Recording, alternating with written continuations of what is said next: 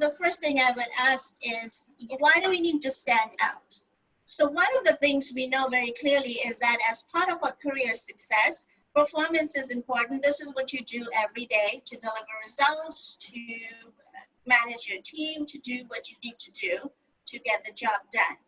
And then there is the other part, which is the image. What others think of you? What is your personal brand? What's your attitude? What kind of problems are you solving? And then the third component is the exposure. You may be awesome at what you do. Your boss may know what you do, but who else knows about your expertise? And I think that is from this research, and there's a lot more out there, it's the exposure that's really critical to building your personal brand and building your thought leadership. However, a lot has changed. The things that we used to do even 3 months ago, we are definitely not quite doing them.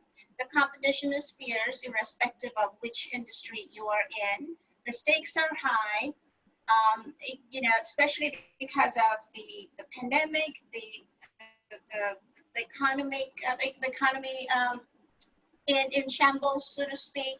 However, from where I sit, I also see this as an opportunity. So if I look at from your perspective as security professionals, and let's say we just look at the physical security market alone.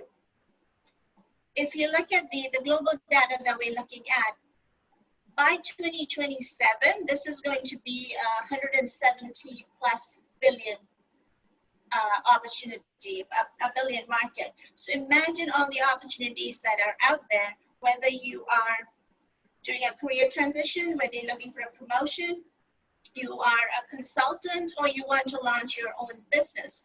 The opportunities are absolutely out there.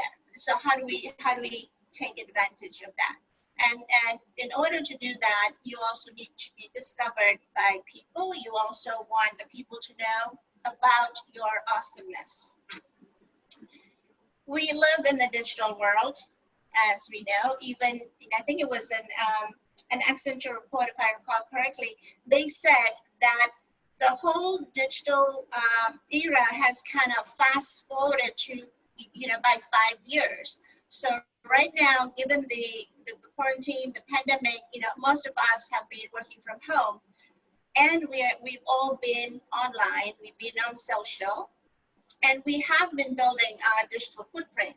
However, during the pandemic, as we've been home, I suspect almost all of us have had to pivot.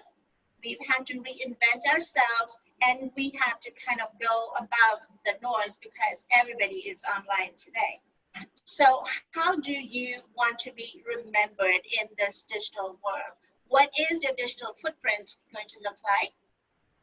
And what's your digital portrait going to be? And when I talk about digital portrait, it's when people talk about you or they find you on, whether it's a podcast, on your articles, your website, talking to you, how are they going to remember you?